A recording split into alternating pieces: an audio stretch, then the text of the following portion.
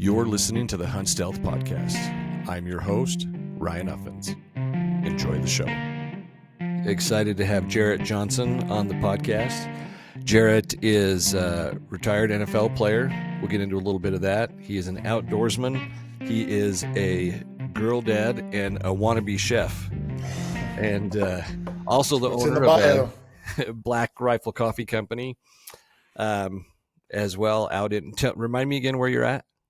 We're in Niceville, Florida, so we're in the Niceville, Panhandle. Florida. Some people are familiar with Destin, so we're just across the bay from Destin, about 15 minutes away. Yeah, I hear about Destin like regularly from my wife and daughters. Yeah, it's a great. There. Yeah, it's a great spot. Yeah, I haven't been out there. Well, Jarret, man, I really appreciate making some time to come on the show. Yeah, no problem. Thanks for having me. So tell me a little bit. Where'd you play your college ball? So I played college ball at Alabama. I'm a Florida boy originally. I'm from a little town on the west coast of Florida called Cedar Key, a little island town. Grew up there. Transferred inland when I got to high school. Started playing football in high school and was fortunate enough to get a scholarship and picked the University of Alabama. And I was there from 99 to 02. So pre-save, that's always the second question people ask is how many national championships did you win? No, I was before all that. You were setting the tone for the rest of the guys that were coming. That's what my era likes to claim is that we built the foundation. But in reality, the only thing we did was play bad enough for our coach to get fired and them hire Saban. So still not. I mean, that's an accomplishment. Playing SEC football, that's the real deal. So, and then from there, you went on. You played for the Ravens and Chargers. Yeah, so I got drafted in 2003 to the Baltimore Ravens and spent 9 seasons there, and then went to San Diego for my final 3, and then I retired in 2015. That.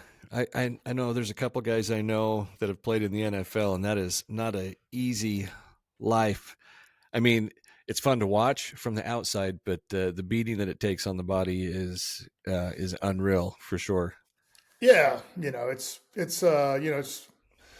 obviously it's physical sport. It takes a toll on your body. The injuries, the travel, and all the things. But I mean, I loved it. I mean, I'd go back today if I could. I mean, it was the greatest job in the world. It was definitely, obviously it was a dream of mine, but it was just something that fueled you, something that, and it's why a lot of guys struggle when they leave is, the loss of focus and the loss of purpose and drive and all the things. I mean, every season's a new season.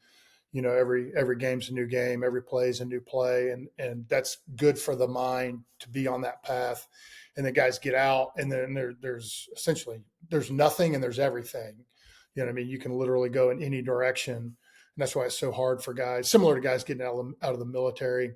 They're super hyper focused on one thing, one goal, one task for years on end, and then they get out, and there's so many options, but you don't know which one's the right one. Yeah. I mean, there's obviously parallels, right? I mean, you get guys in the hunting industry that are super focused on what they do, mm-hmm. and they don't know what to do when it's not hunting season. Yeah. Well, and that's why hunting and particularly archery is so good for guys. I mean, there's so many therapeutic it's such good therapy for guys, because hunting essentially is you're accomplishing a goal. It's in nature, it's outdoors, obviously, it's connection to nature.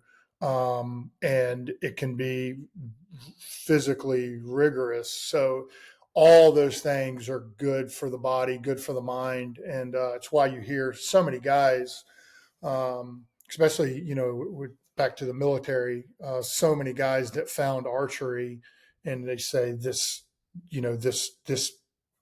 healed me. This gave me purpose. When hunting season's over, you just got to find an animal that's in season, whether it's spring bear, we always got pigs down here. They're always open. So you can always hunt something somewhere.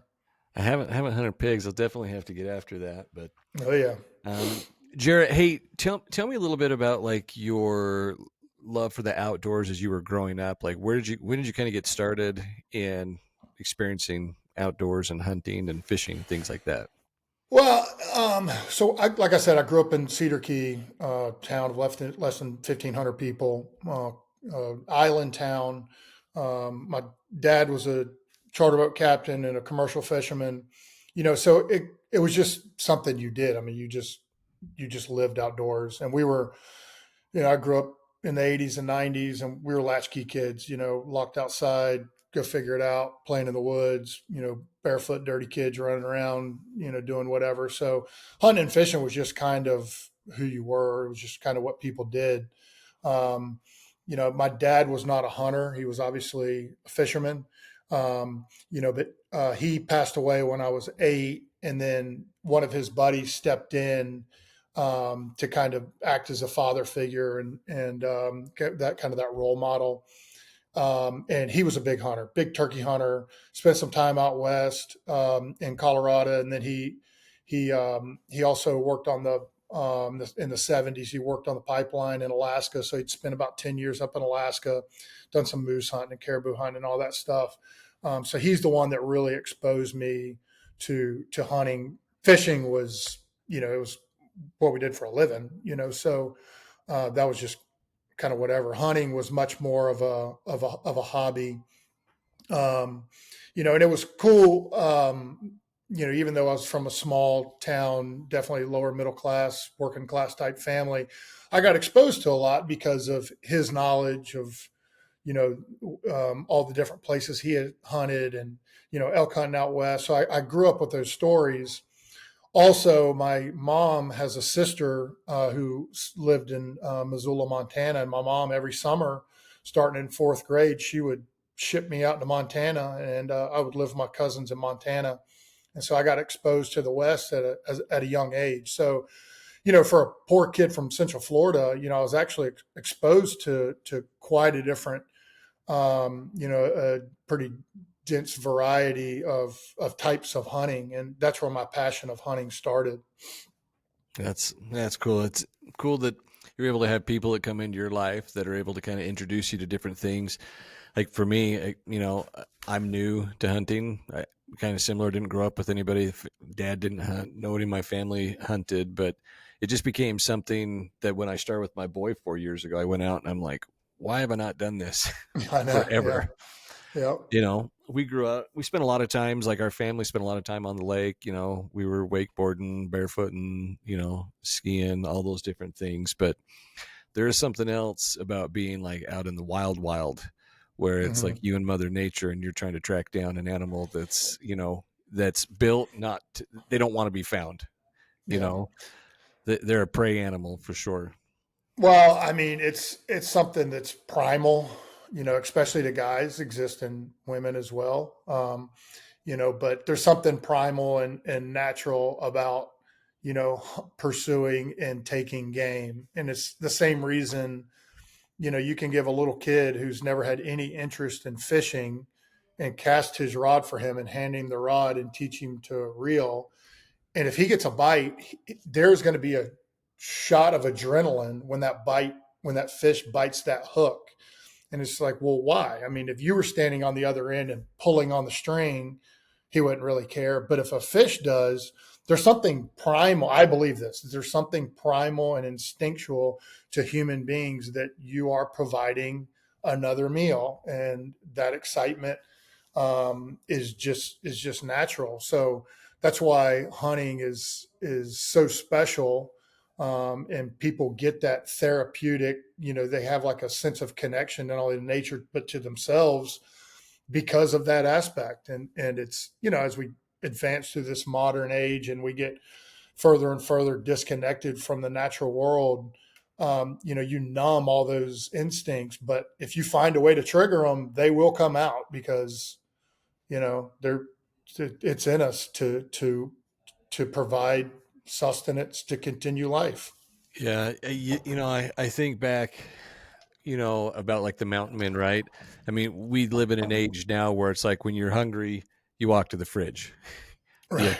you drive through like a fast food restaurant. You go to the store, And, on top of the ease of just being able to eat a meal, like I believe there's a disconnect in where people's food, specifically protein, comes from.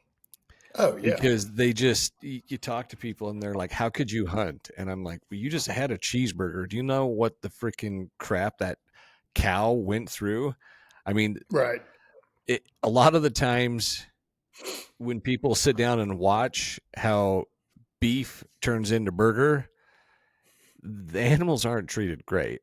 And Right. that's one of the things that I've fallen in love with, is it's like the animals that I'm chasing, I've yet to kill anything. So I feel like imposter syndrome big time, but I've been out with guys that have been able to get it done, and just talking with them, it's amazing. Now I have fished, I fish quite a Hmm. bit and grew up fishing and things like that. And there is, like, when you feel a tug on the other end of that line, like that primal instinct that you talk about, like I said, going back to the mountain men, like those guys had no idea when they were going to eat next. It was up to Yep. them to be able to provide it. And I feel like that is like built into our DNA as a people, that primal instinct to be able to, like, to provide, the hunter gatherer whole thing. So there is something pretty cool that happens when you're able to do that. I'm looking forward to it. This is going to be my year. So Yeah.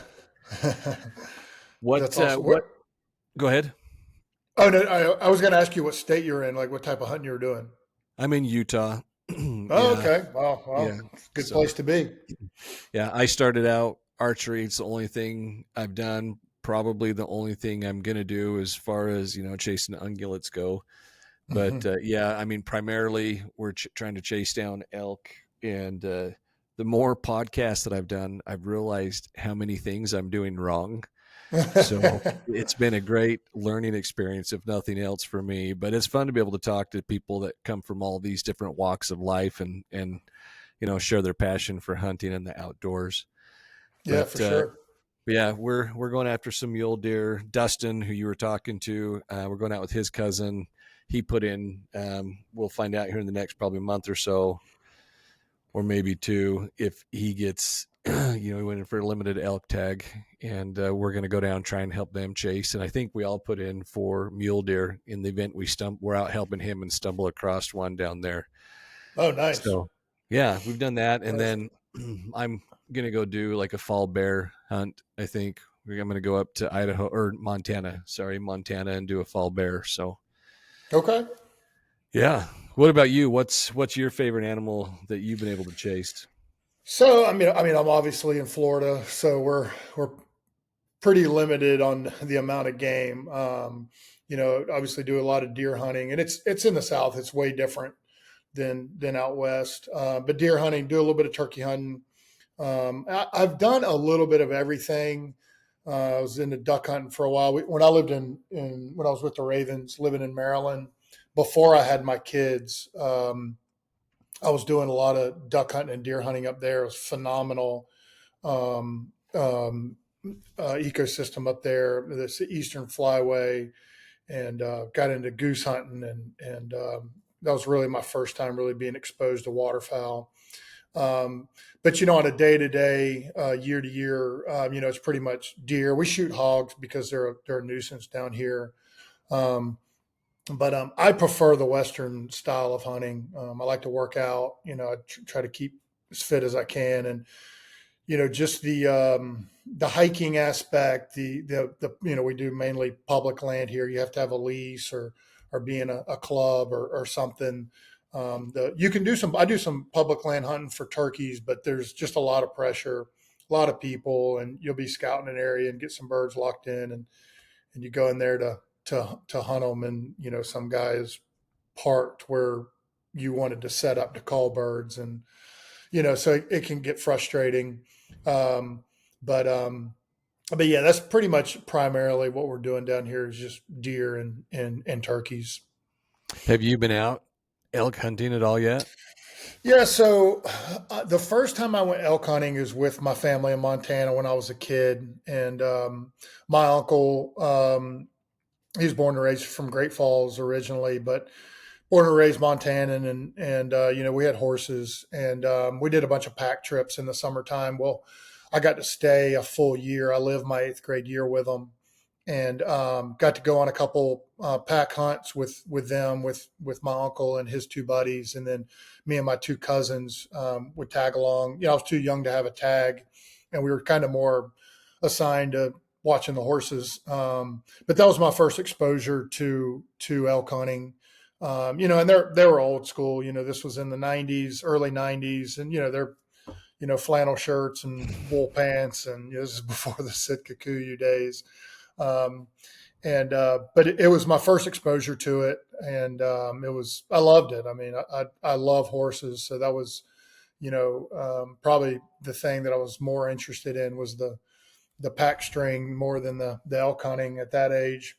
And then obviously once I started playing, football is not conducive to have being, a real serious hunting career, being that, our season runs from summer to late winter. So, other than my time with the Ravens when I was doing a little bit of waterfowl and deer hunting on my off days, I didn't have an opportunity to go back out west and elk hunt. So when I retired, that was my goal, was to get back into it, to get out west. It took me a while because my first couple of years out, I was still traveling with the team doing radio. And so it wasn't until, what was my first year going? I went, man, when was that? This was 4 or 5 years ago. I went on an archery hunt. It's like 21. Was it before or after COVID? It had to be after COVID. It must have been 21, I believe. 21. Yeah. Yeah, because it had. Yeah, that's right. Because the COVID's what shut down my deal traveling with the team. They did everything remote, and I was like, well, I don't want to do that, so I quit doing it. I was like, well, that gives me an opportunity to go to go elk hunting.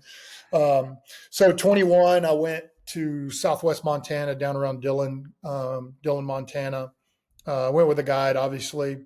And that was my first time going since I was a kid on an archery hunt. We were not successful. It was warm. We found some elk, but they just weren't responding to a call. But we covered a bunch of country and put in some miles, and I enjoyed it. It just it's just kind of part of it. When you're not from the area and you have to pick a week, sometimes the weather and the environment just doesn't allow for you to be successful. So but I certainly learned a lot, and I enjoyed the preparation for the hunt as much as the hunt itself. Yeah. Yeah, it's crazy how conditions, like I said, and if you don't know and you're not familiar with what you're doing, it's tough. Like the podcast I just dropped with like Cody Rich. Whoop. Mm-hmm. Getting a little excited here. I'm slamming my computer monitor, but yeah, so the episode that I just dropped with Cody Rich, like he talked about creating like a system, right? And that's something that I don't think that I did a good job of, and that really leads to success based on the conversations I've had with him. And I believe it. I mean, a dude knows what he's doing, and you put a plan together and you execute. A lot of times I was going out and it was just, I shouldn't have even gone out because it was, like you said, the weather's too hot. Now I'm fortunate. I'm close to home, right? I'm not traveling across the country to get out and try and do it. So Right. in hindsight, I either need to go higher in elevation or just not go out at all based on the weather. But understanding like the different conditions and the things that you need to, look into and help you become a better hunter, that it leads you to a better opportunity to have success in the field. So, yeah. Yeah, I think it was interesting, growing up, kind of a cultural hunter. Like, it's just what you did. It wasn't a cool thing. Everybody hunted, and then it was interesting, through my years of playing football and not kind of being disconnected from it, hunting here and there, but nothing crazy. And then once I got back into it, how much the game had changed. The gear, the guns, the amount of information out there, and then brought in like the podcasts and YouTube videos and all the amount of information. is a good thing because you can learn essentially as much as somebody, it takes somebody a lifetime to learn. You can learn, just by studying. The bad thing is or I should say the negative part of that is that, you know, people are complicated. Animals are not. Animals are instinctual. So t- people tend to overanalyze something just by the amount of information that's out there, when in reality, it's time in the woods. You're just getting out as much as you can. Even the day, like you said, like getting out on a hot day when you shouldn't have been out there. Well, yeah, you should, because you absorbed some information that day, and you made yourself a better hunter. Either, like you said, you go higher, or you go to a different area. Um, but people that like Cody, Cody, I don't know if he hunts as much as he did, but I mean, he used to spend 40 something days in the mountains, so think about the wealth of information that guy was able to absorb in some Yeah. great areas. And but when you listen to him talk about, elk themselves, he keeps it very basic. Yeah. So the information is good, but it can also be paralyzing.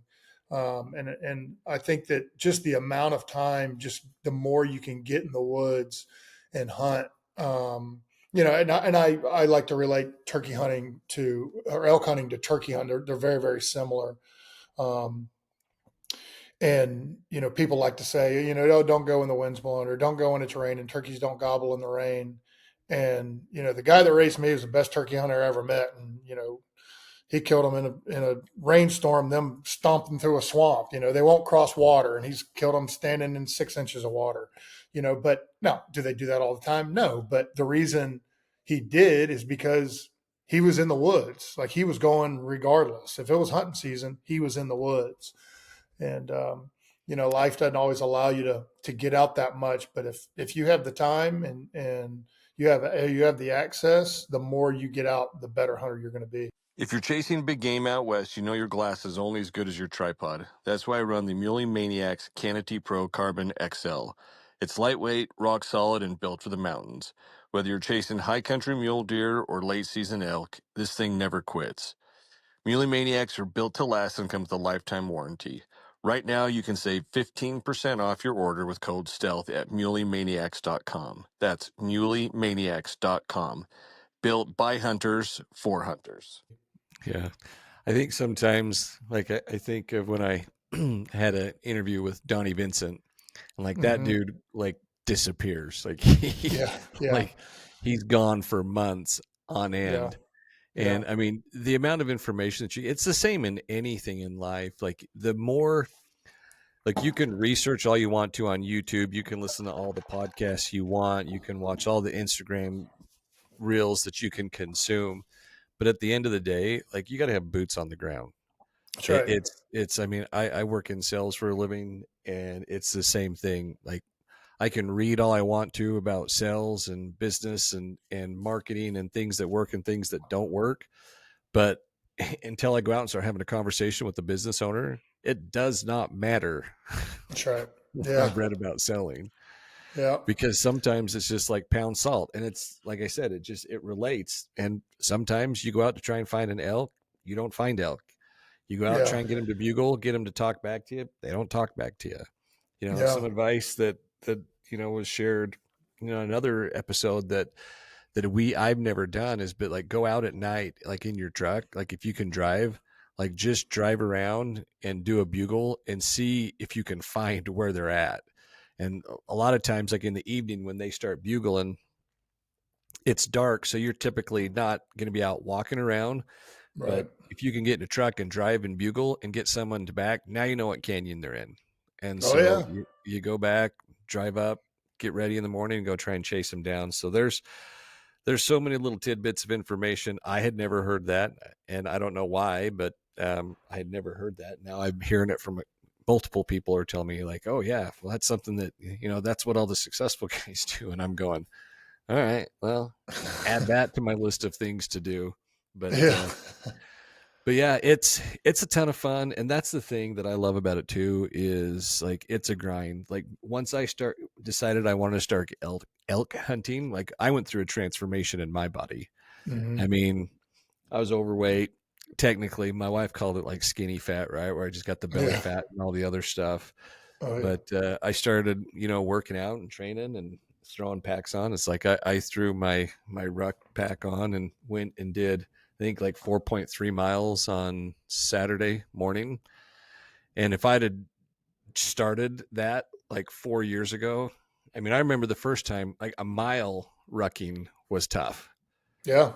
And, to be able to like throw, 40, it wasn't a ton of weight, but 40 pounds on, go 4.3 miles. I'm like Yeah. making And that's, improvements. yeah. And for an elk hunter, I mean, that's not a huge thing. It's something you better be able to do. And that's why I'm so drawn to the Western hunting, just the fitness aspect. Cause we deer hunt down here and you don't do a lot of walking because the woods are really thick. It's really flat. So, you got to get into a place where you can see, but you got to sit really still. We're either in a tree stand or a lock on, or we have shooting houses, like boxes that we get in. And my buddies that's all they do. I mean, they think the way they hunt out west and the things that I'm wanting to do is crazy. I mean, because a lot of guys don't even hunt in the morning. I mean, a lot of guys do, most guys do, but I mean, you get up early in the morning, you go sit in your stand and you'll sit there till 8 or 9 o'clock. And then everybody's texting, well, what do y'all want to go make for breakfast? And then you're like, breakfast, we just got out here, so it's much more of I don't know. It's much more of a leisure style. They're way more into the growing the deer. The feed that they're eating, and the protein, and and then how do you get good genetics? How do you manage your deer? What deer to shoot? And if you watch like the Monster Bucks videos and some of these other whitetail, you'll get a taste of it. But that's the big thing in the South is what are the deer eating? What deer should you take out of your herd? How many does you should kill? And it's a lot of fun. Like I enjoy it. I love being in the woods, don't care what I'm doing. But I am much more drawn to the Western style, get fit, go find them, go on a big hike, climb a mountain, glass them up and sneak in on them. It was funny. I've been going, I didn't draw this past year, but I've gone 3 years to Arizona. And I love it because their rut is in late December, early January. And down around Tucson, I go out there with a group and go coos deer and mule deer hunting. And 2 years ago, I was out there, and we were seeing a lot of deer and we were probably doing 4 or 5 stalks a day. And I think it was the last day or getting towards the last day, and we glassed this little forky that was with some does, and he was bedded. And we went on this we had to get around him to get the wind right, and snuck down in this drain. And we snuck up this dried riverbank. We take our shoes off, so we're in our socks, and then we crawl up to where this stream was, or this dry stream that we thought was going to come out where he was. And we're belly crawling up this stream. And you know how it is in Arizona, everything cuts you, everything sticks you. And we're crawling up this drain, and we've probably been making the stalk for 2 or 3 hours trying to get right on them. And I just start laughing. And the guy who was with me turns around, he's like, "What are you laughing at?" I was like, "Dude, if my buddies saw how hard we were working to kill this little, forky mule deer, a deer that they would laugh at because they killed giant whitetails, they would just think I'm nuts, But here I am in my socks with stickers all through me, And of course, we end up going up the wrong draw, and we were like 100 yards away from him and had to we ended up blowing him out, screwing the whole thing up. But I love that aspect of Western hunting. Like, I love it. You sit there and glass for hours, and then you make a plan and you try to execute that plan to the best of your ability. And it's really tolling on the body. And sometime, if I would have shot that little forky mule deer, I would have been more ecstatic than I'd have killed a double drop time 10 point out of a shooting house on a green field. There's just something to that. You earn that kill. A lot of people might disagree with me, and I get it. But for me personally, that's the type of hunting that I like to do.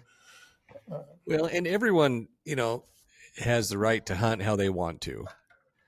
And if you want to go sit in a tree stand and right after you get there start thinking about breakfast, like go do Yeah, it. Like yeah, I don't I love it. care. Who But the cares? other thing too is like I thought you watch the videos and I'm like, oh, hunting's easy. Yeah, Like, oh, you just go out there, you make a couple calls, they come in and you shoot them and like yeah, success. right. That is not how it works at all. No. It is, and that's part of the thing that it has really drawn me to it is like the grind, right?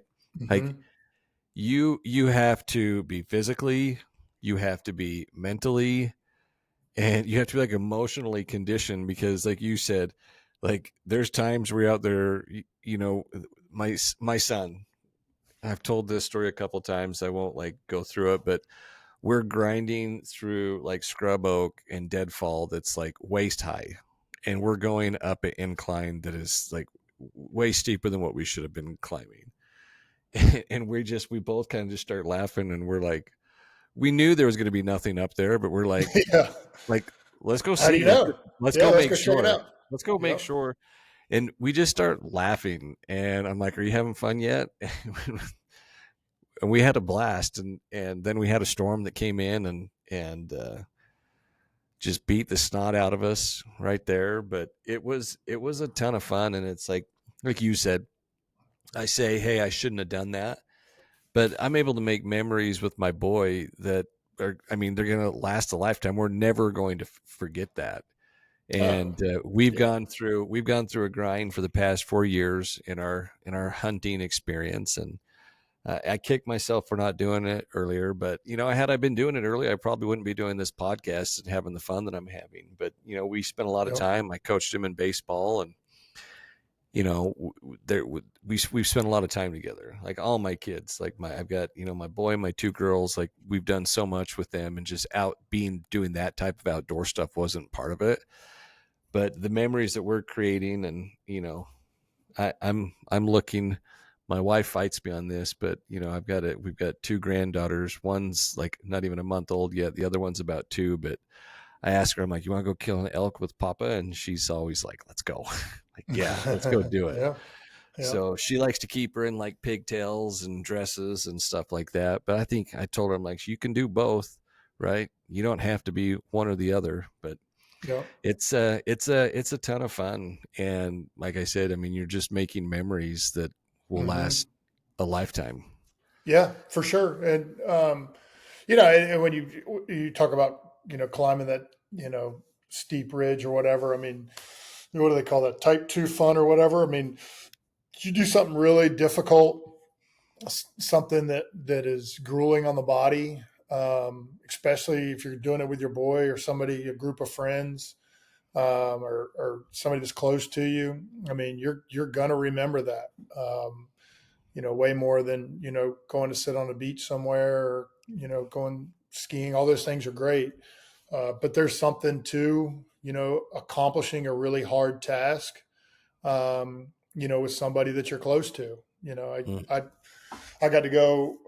I went on a caribou hunt to Alaska last year, and it was my first time to Alaska, and it was one of the hardest physical things that I've ever done. And I've done a lot of physical things, of ultra marathons, and a lot of CrossFit workouts, and all my days in football, and I've tournament blue marlin fish. I've caught some big giant fish. I fought a bluefin tuna for 12 hours, like a lot of stuff.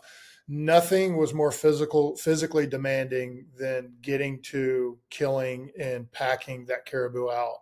And it was something that I will never forget. And now I was by myself. I was with a guide, but I was not with a close friend or a family member, or like you said, with your son. Had I been, that would have definitely just been the icing on the cake. So You Jarret, know. tell me about that hunt. Like what? Because I've heard from like Rusty Smith, who's been on the podcast, and just other guys, like there's nothing you can, and it sounds like you're probably gonna, corroborate this, but there's nothing that can prepare you for like learning to like walk through the tundra. Yeah, Alaska's a different animal, and so it's funny you brought up Donnie Vincent, which I saw he was your first episode. That's starting out with a home run. So one of my favorite books is The Comfort Crisis, and I didn't even like I obviously knew Donnie from the book, but I didn't really even register. I didn't make the connection from him as a hunting influencer YouTube guy. I thought in the book that he was a guide. Um, and so it's one of my favorite books. It's the reason I booked the caribou hunt, because when I read it, I was like, oh, I want to go do that. I have an old teammate whose wife is from Alaska. Her family, they're all bush pilots and guides and whatever. And so I called him. I was like, hey man, set me up with Tiffany's family. I want to go on a caribou hunt. So called him, got on the phone with a guy named Jeremy Davis. He runs Canoe Bay Outfitters, and they were like 2 years out. So I booked the hunt. Well, I was going out with one of my old teammates. Well, I had to bump for some reason. Something came up, and I had to bump my trip to the next year. Well, my buddy, my old teammate, he went and killed a giant caribou, had a great time. And when he was telling me about it, he was like, dude, we got this YouTube guy here in camp. I was like, who? I was thinking some, influencer guy, whatever. It's like a guy named Donnie Vincent. And I was like, from the Comfort Crisis? And he was like, yeah. He kept talking about some book or whatever. And I was like, dude, that's wild. I love that book. He didn't even know about it. So like the next year, I go, same dates, different year. And, we land in Anchorage. We have the little regional flight the next morning. I got there really early, and I walk up, and there's Donnie and his film crew checking into their flight right in front of us. You got to be freaking kidding me. So I got to meet him, talk about the book a little bit. Super, super nice guy. I mean, I find his content, his outlook on life, his outlook on hunting, very, very refreshing in today's hunting culture, especially the Southern style, which is much more, it's, you got to have 1,000 acres, and you got to have these feeding program and herd managers and all this stuff. And I just find his outlook on hunting and his content extremely important. And again, nothing's wrong with all that stuff. But me personally, I'm much more drawn to, especially the way he dresses, no camo. He had like the whole wool thing. I can't even pronounce the clothes he wears. Fjallraven. Yeah, that stuff. But yeah, I find, what he's putting out there, I find it to be very refreshing. And let me tell you something, that dude lives it, because we got there and we all fly into camp, and I ended up being in the group. I went to rough it. I wanted to camp out. I wanted to put in miles. I wanted to sleep in the wilderness, the whole deal. Well, I get there and I find out that I'm in the group that's going to be based out of a lodge, and we're like generator. There's no cell service or anything, but generator. You got to cook, food, bed, toilet, like the whole deal. And I was like, damn, like I was a little disappointed. Well, Donnie, they immediately put Donnie out. The bush pilots fly him out to different ridges and then turn them loose. And the weather was terrible, as it tends to be on the peninsula. And he didn't come back for, I don't know how long they were out. I think he didn't see an animal for like 4 days, and they kept moving. And one of the guys, I was talking to one of this film crew in the airport. I was like, how long have you been with Donnie? He was like, oh, this is my first hunt. I was like, oh, your first time with Donnie? He was like, no, this is my first hunt ever. I was like, oh, really? Okay, cool, man. And come to find out, he was like an upland photographer. He had beautiful photography, but he wanted to get into like the big game thing. Well, he quit on like day 2, and Donnie told him, he was like, "Yeah, you can quit when we get back, but you're not quitting here because you're not leaving." And he made him finish the trip. And um, but anyways, yeah, that guy, like, it rained nonstop, and those guys stayed out there, and I think they eventually got it done. I'm pretty sure it was after I was gone. I got word they did kill a caribou. But yeah, I think he's vital in today's hunting culture. Well, and I mean, you look at the impact that he had on Michael Easter, right? Like in the book, Yep. because that guy was not about the hunting lifestyle Hmm. at all.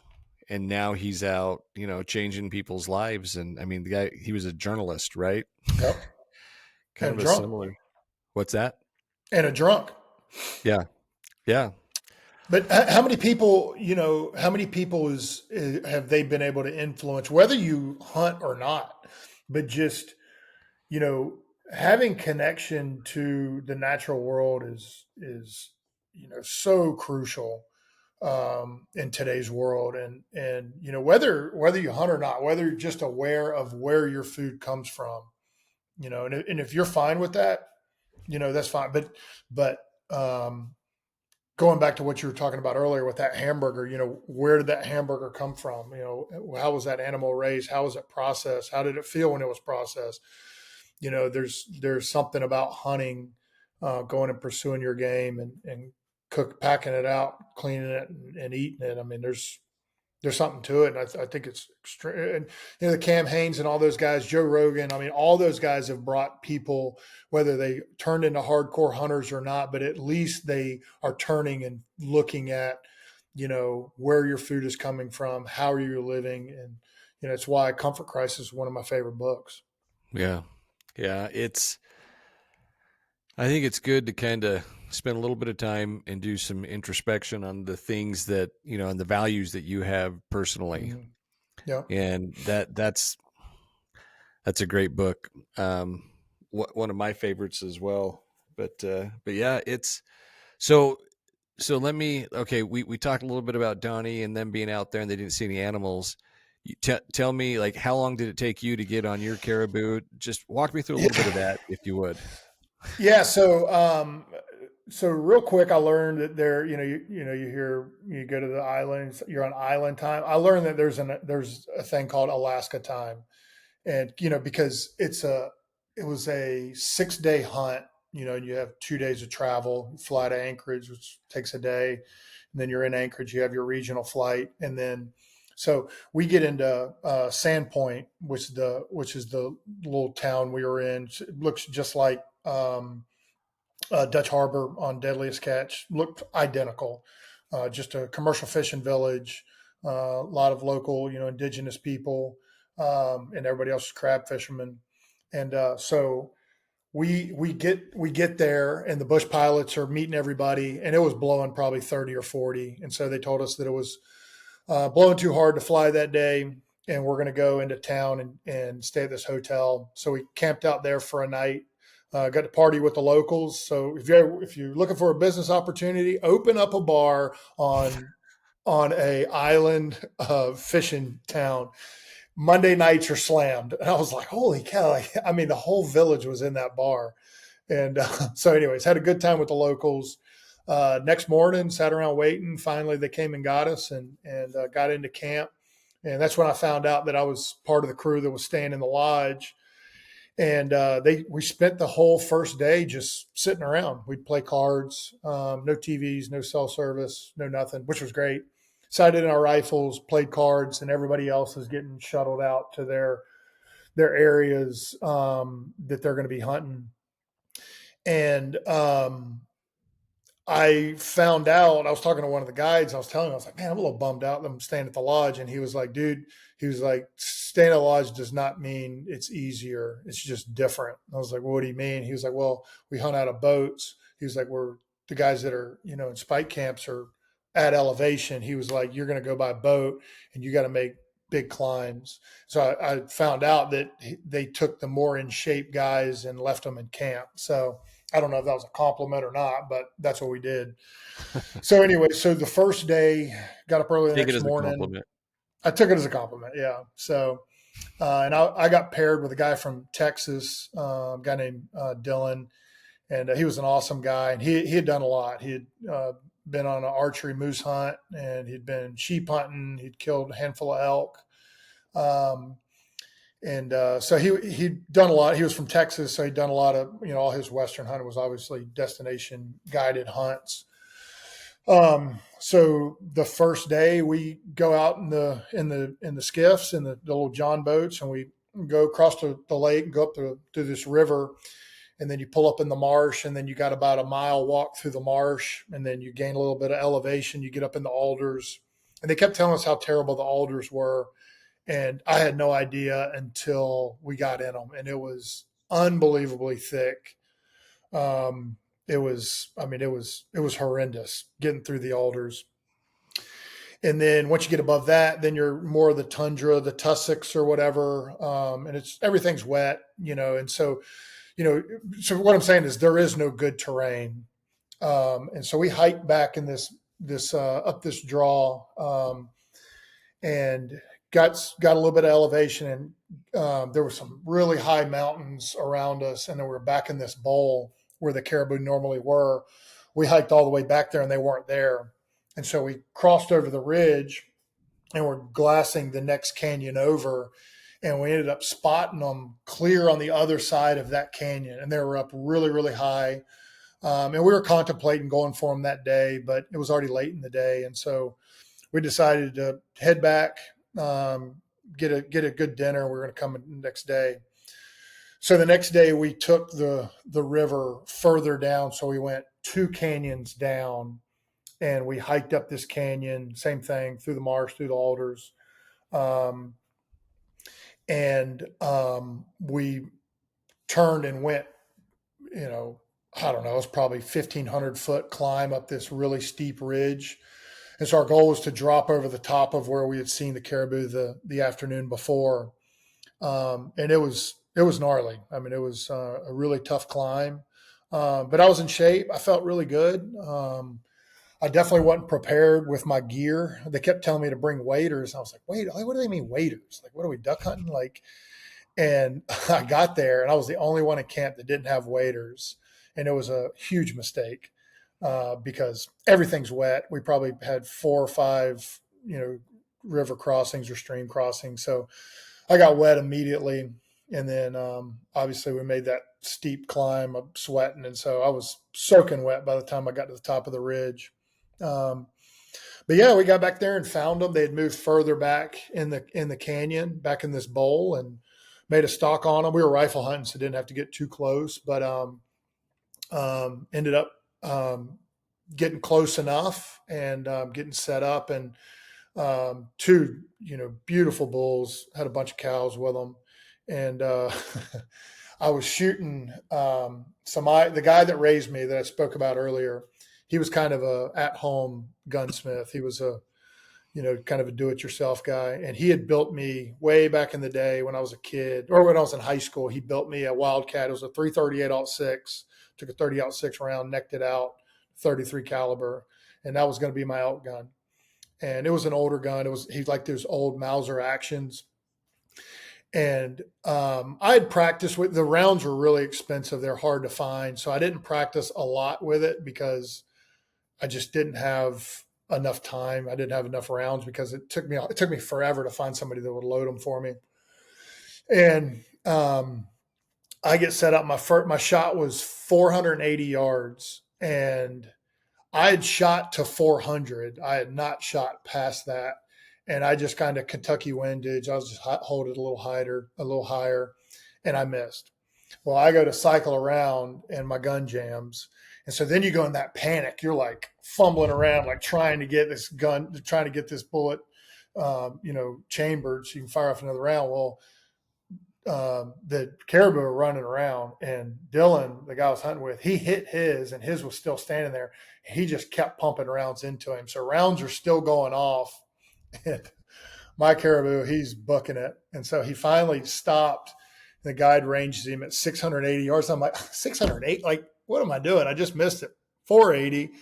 And so I just held it even higher, and somehow, grace to God, I shot him right through the heart at 680 yards.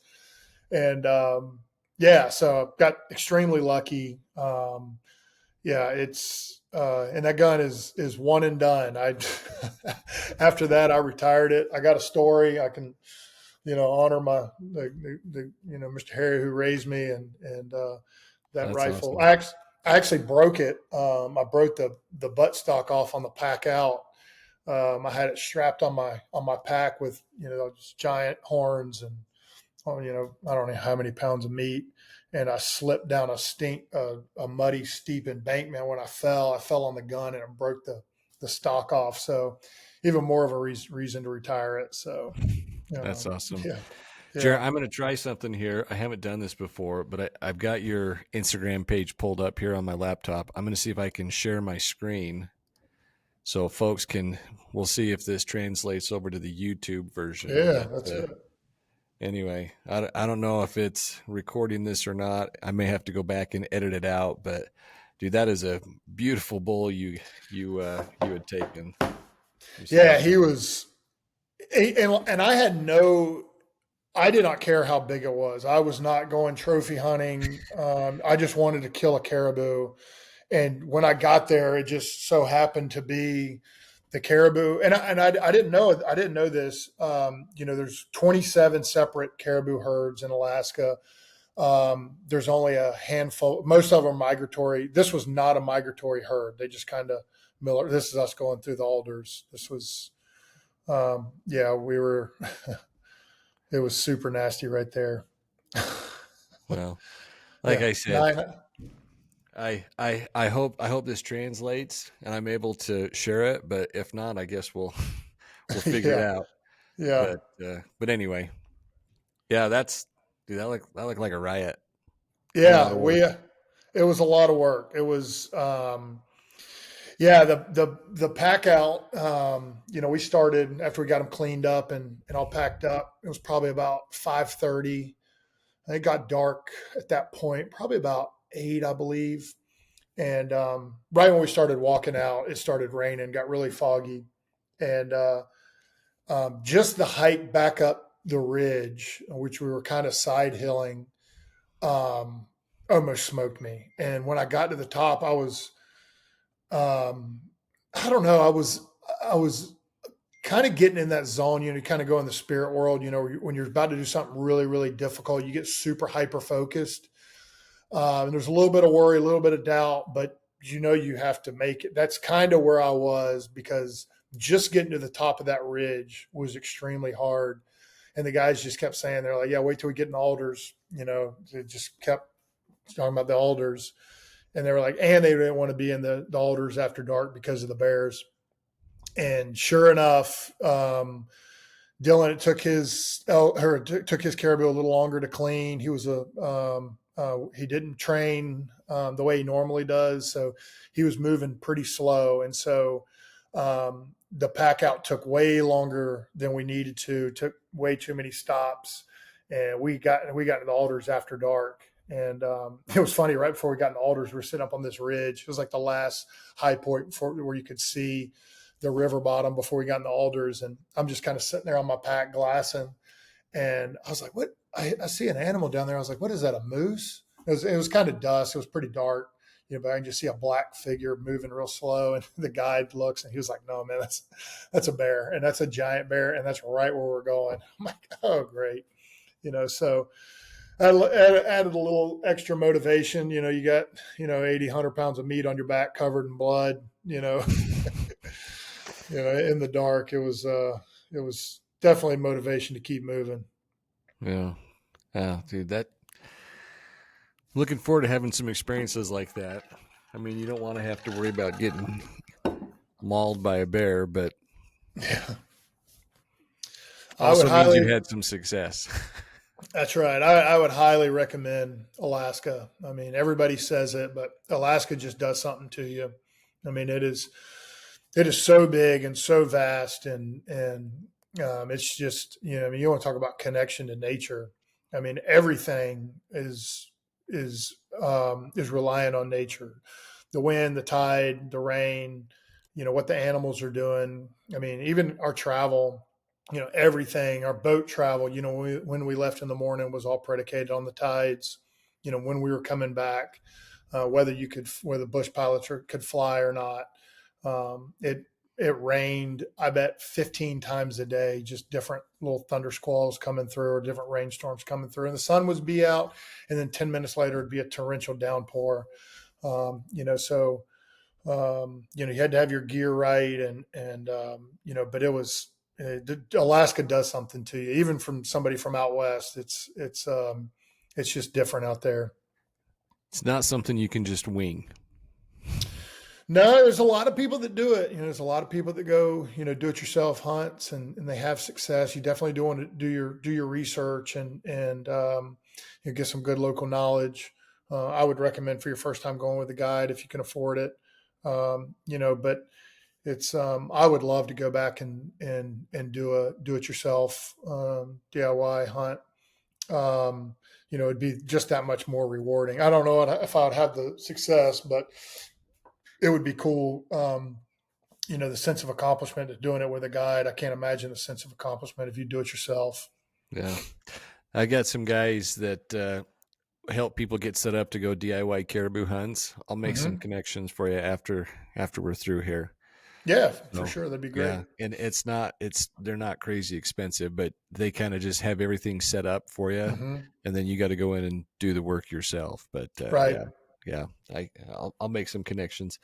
Jarret, as we kind of wrap up here, is there any thoughts you'd like to share with folks that are maybe new to hunting or maybe thinking about getting involved in hunting in the outdoors? Yeah. Well, I mean, anybody interested, I mean, obviously checking out podcasts, like this one, just immerse yourself in it. There's some great books, but it kind of go back to what I said before, don't get, don't get so analytical with the amount of information out there. Don't get into the whole Sitka versus Kuyu versus wool versus down versus, the whole debate on whether it's a guided or do it yourself or your private ranch hunting versus public. Like, that's the noise around hunting. The beautiful thing about hunting is getting in nature, doing something difficult, accomplishing a task, and killing something that provides the most organic, beautiful protein that nature can provide. And I know everybody. I love this new fad of everybody going into chicken coops and sourdough bread and local farmers markets and all that stuff. Like I love it. I think it's great. But as far as protein can go, there's nothing better than an animal that you killed. The caribou had to doctor up a little bit. It wasn't the best, but but like you kill deer during the right season and elk. I've never had a bad piece of elk. The caribou, he was a little gamey. The steaks were fine. The roast, I had to go make a bunch. I got about 40 pounds of sausage in my freezer. So I'm actually eating some tonight, actually. Good. Yeah. Well, I think that's great advice. Yeah. I'm all on board with the new, everyone getting into, like you said, like I'm still trying to convince my wife to let me put some coops. I've been wanting them for a long time. I mean, since we've been married, I've been trying to get her to move to a farm, and now it's all thanks to social media. She's starting to get on board with that. And I'm like, oh, that's all that it took, right? I guess in the right time of season. But Jarret, man, really go ahead. No, I was going to say, if she starts making sourdough bread, you might as well start building a chicken coop. They go hand in hand. Yeah. She got the stuff for it, so we'll see. She's getting ready to get after it. Yeah. But Jarret, man, hey, really appreciate your time. It's been fun getting to know you and kind of what you're all about. I would encourage everyone. We'll put links in the show notes. Go give Jarret a follow.